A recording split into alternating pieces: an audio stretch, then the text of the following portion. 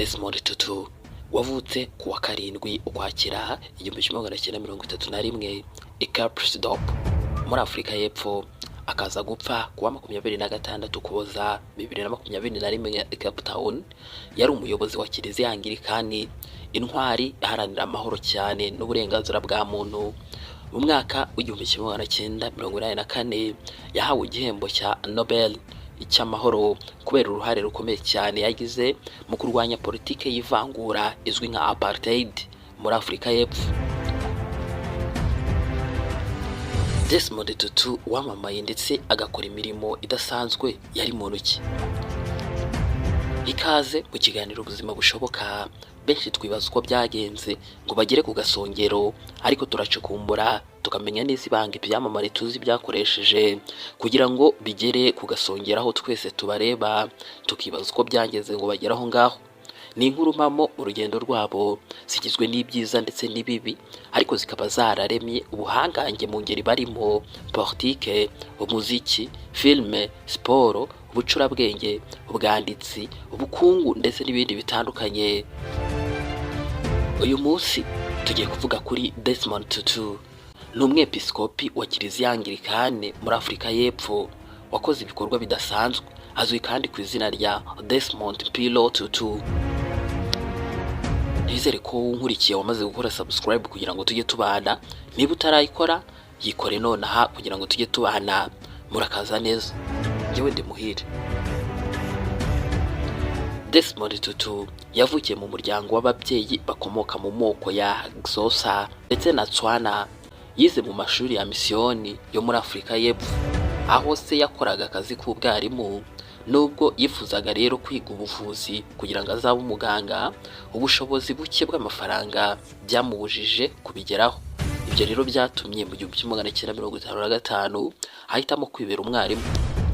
Hanyuma mu 1957 yeguye ku kazi k'ubwarimu, ajya kwiga iyobokamana muri St Peter's Theological College i Johannesburg, aho yahawe ubusaserodoti muri Kiliziya Anglikani mu 1961. Naho mu 1962 yagiye mu Bwongereza, aho yabonye impamyabumenyi y'icyiciro cya gatatu ya Master's Degree muri King's College London mu 1966.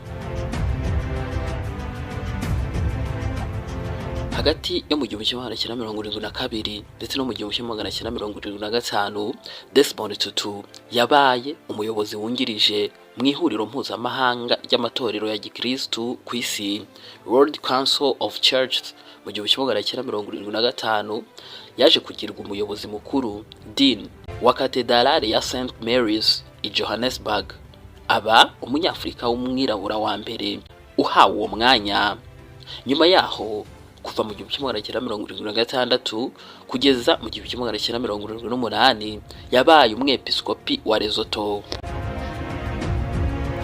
Ingingo ijyanye na Apartheid, ingingo ikomeye cyane muri chapitre zigaragaza ubuzima bwa Desmond Tutu.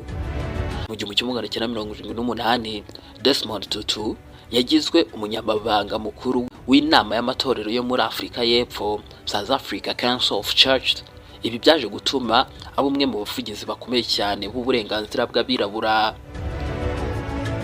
Mu mwaka w'1998 yagize uruhare runini cyane mu kumenyekanisha ku rwego rw'igihugu ndetse no ku rwego mpuzamahanga akarengane, ihohoterwa ndetse n'ivangura byakorwaga na leta ya Apartheid.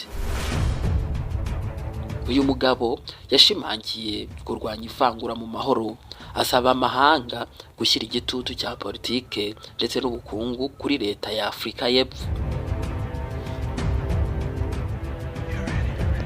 Ibyo byose byaje gutuma cyangwa se kumushyikiriza ku guhabwa igihembo cy'amahoro, igihembo cya Nobel cy'amahoro yagihawe mu 1984.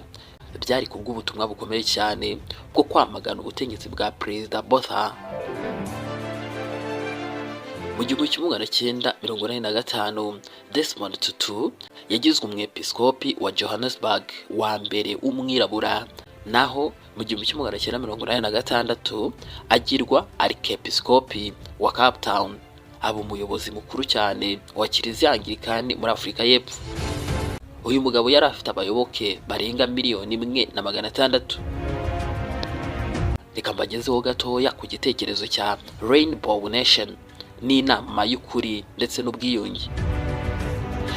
Mu ntangiriro z'imyaka y'1990 igihe Afurika y'Epfo yatangiraga inzira ijya kuri demokarasi, Desmond Tutu yamamaje cyane igitekerezo cya Afurika y'Epfo nk'igihugu cy'amabara menshi, Rainbow Nation, agaragaza ko ubwiyunge bushoboka nubwo amateka y'iki gihugu yari yuzuyemo ububabare.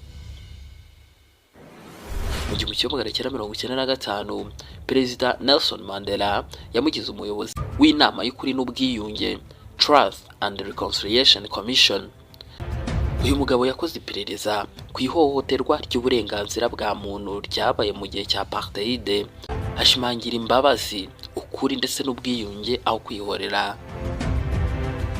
Mu 1996 Desmond Tutu yasezeye ku buyobozi bukuru bwa Kiliziya aba Archiepiscopi w'icyubahiro Emeritus. Hanyuma muri 2010 yatangaje ko agiye kwigira ku ruhande mu ruhame, nubwo yakomeje ibikorwa mpuzamahanga byo kunga amahoro binyuze mu itsinda The Elders yafashije mu gushinga muri 2007.